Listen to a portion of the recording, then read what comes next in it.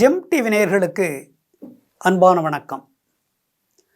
அதிகாரம் 119 பசப்புரு பருவரல் 1181வது குறட்பாவை பற்றி நாம் இப்பொழுது சிந்திக்க இருக்கின்றோம்.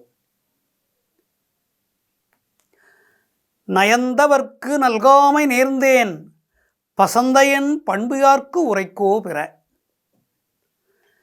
நயந்தவர்க்கு நல்காமை நேர்ந்தேன் பசந்தையன் பண்பு யார்க்கு உரைக்கோ பிற.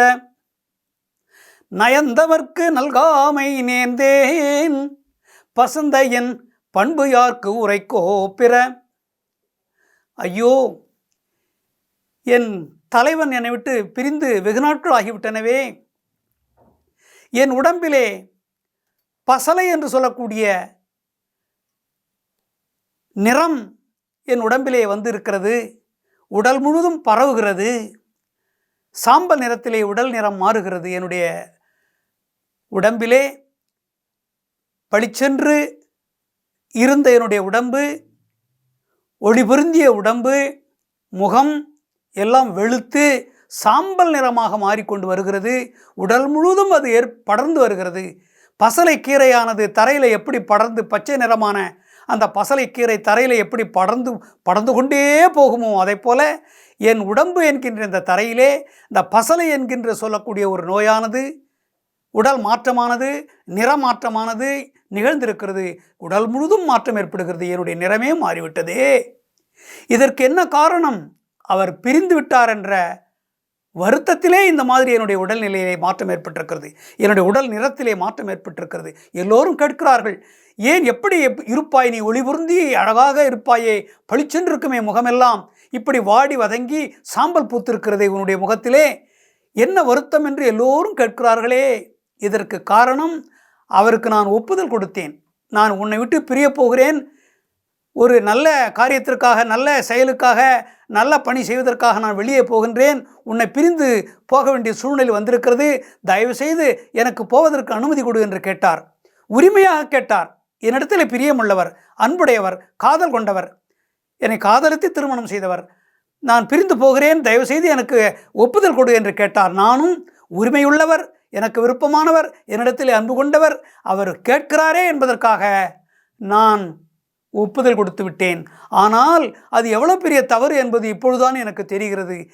அழகாக என்னுடைய மேனி, ஒளி பொருந்தி என்னுடைய நெற்றி, என்னுடைய முகம், பளிச்சென்றிருந்த என்னுடைய முகம் இப்பொழுது சாம்பல் பூத்து ஒளி மங்கி பார்ப்பதற்கு அருவருப்பாக இருக்கிறது. எல்லோரும் கேட்கிறார்கள், என்ன உனக்கு வந்தது?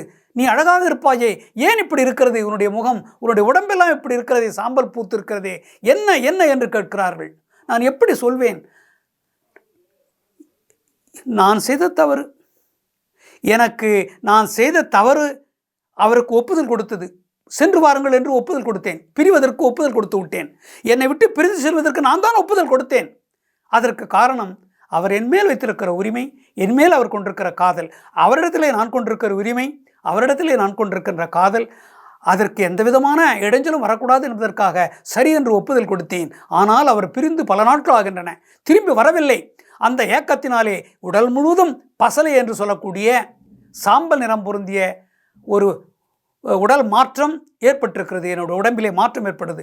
தோல் முழுவதும், உடம்பில் இருக்கிற தோல், அந்த தோலிலே பெரிய மாற்றம் ஏற்பட்டு, நிறம் மாற்றம் ஏற்பட்டு சாம்பல் நிறம் உண்டாகி பார்க்கிறவர்களுக்கெல்லாம் எனக்கு ஏதோ நோய் வந்துவிட்டதைப் போல எல்லோரும் கேட்கிறார்கள்.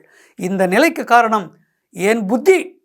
நான் அவருக்கு ஒப்புதல் கொடுத்திருக்கக்கூடாது. என் புத்தி மாறிவிட்டது. அந்த நேரத்திலே நான் அவருக்கு ஒப்புதல் கொடுத்திருக்க கூடாது. நான் செய்து தவறு. நான் இப்பொழுதுதான் அதை உணர்கிறேன். நான் ஏன் ஒப்புதல் கொடுத்தேன் என்று இப்போது என்னை நானே நொந்து கொள்கிறேன் என்று தன்னைத்தானே நொந்து கொள்கின்றாள். அப்படிப்பட்ட தலைவி. இது எதனால் ஏற்பட்டது என்றால், கணவனும் மனைவியும் எந்த காரணத்தை கொண்டும் பிரியக்கூடாது என்று திருவள்ளுவர் கருதுகின்றார். அப்படியே பிரிகின்ற ஒரு சூழ்நிலை வந்தால் விரைவாக வந்துவிட வேண்டும், திரும்பி வந்துவிட வேண்டும் என்பதை உணர்த்துவதற்காகத்தான் 50 பாடல்களை எழுதியிருக்கிறார். கணவனும் மனைவியும் எந்த காரணத்தை கொண்டும் பிரியக்கூடாது. அப்படி பிரிந்தால் அவருக்கும் துன்பம், அவளுக்கும் துன்பம், மனைவிக்கும் துன்பம். உடல் பல மாற்றங்கள் ஏற்படும். உடலிலே பல வியாதிகள் கூட வரும். சிலருக்கு தாங்க முடியாத அந்த துயரத்தினாலே சிலருக்கு உடல்நிலையில் பலவிதமான பாதிப்புகள் ஏற்படும்.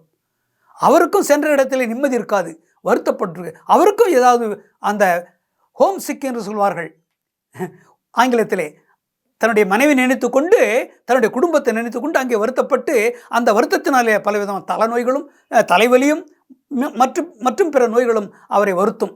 ஆகையினாலே பிரிவுதல் என்பது கூடாது என்பதற்காக 5 அதிகாரங்களை திருவள்ளுவர் படைத்திருக்கிறார்.